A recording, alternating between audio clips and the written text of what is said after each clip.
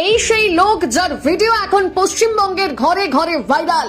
এক মহিলাকে কুকথার বন্যা বইয়ে দিয়েছেন সেই লোক এখন মস্তান হতে গিয়ে হয়ে গেল বেড়াল। কি বলছেন শুনুন। মেয়েটার সাথে যেটা করেছিলেন সেটা করা কি উচিত ছিল? একদম উচিত না। আমি যদি সুস্থ থাকতাম এগুলো করতে পারতাম না। এখন কি মনে হচ্ছে নিজের? খুব খারাপ লাগছে এবং নিজেকে অনেক বড় অপরাধী মনে হচ্ছে। যেগুলো আমার পক্ষে সম্ভব না সেগুলোই হয়েছে আমার। মানে মদ খেয়ে টোটাল সম্পূর্ণটা জিনিসটা করেছে। মাস্টার খুব রাত দেখছিল, হ্যাঁ ভিডিওটা দেখছিলাম। হ্যাঁ, আমার কোনো লজ্জা নেই স্যার, আমি অন্যায় করেছি, আমি ক্ষমা চাই। নাম্বারটা সেভ করে কারণ একটা বড় অন্যায় হয়ে গেছে আমাদের, যেগুলো একটা মেয়েকে বলা উচিত না। সে যাই বলুক না কেন, যাই বলুক না। কি নাম আপনার? অনুপ বিশ্বাস। বাড়ি কি গোবরডাঙ্গাতে? চাকরি করেন কোথায়? হাবড়াতে চাকরি করেন? না, কোথায়? হাওড়াতে। হাওড়াতে।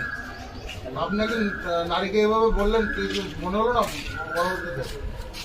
স্যার তখনও আমার কোনো হুঁশ ছিল না। নেশার করার পরে পরবর্তীতেও কি প্রয়োজন মনে হয়নি কিছু? হ্যাঁ, আবার তখন নিজেকে আর মুখ দেখানোর মতো জায়গা নেই, এরকম একটা অবস্থা আমার নিজের মধ্যে তৈরি হয়েছে। আপনি একটা চাকরি করেন, তারপরে এরকম ভাবে ভাবতে বাড়ি যান নাকি?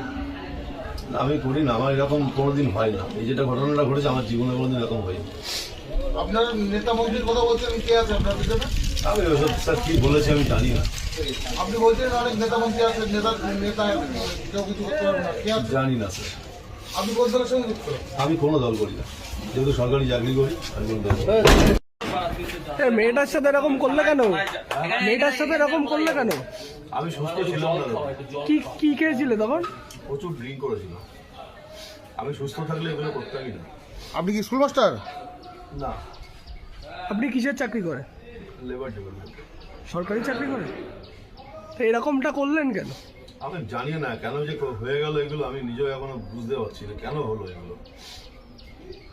আমার গাড়িটা আমার সঙ্গে থাকলে এগুলো হতো না, এই ভ্যানে যেই আমার অপরাধ হয়ে গেছে।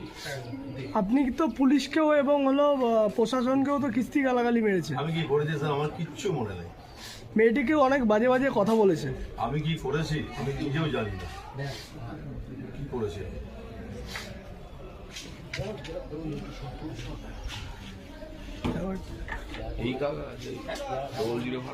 মস্তান হতে গিয়ে হয়ে গেল বেড়াল। গোবরডাঙ্গায় যুবতী হেনস্থা কাণ্ডে 6 ঘন্টার মধ্যে গ্রেপ্তার অভিযুক্ত। কি বলল শুনুন একবার।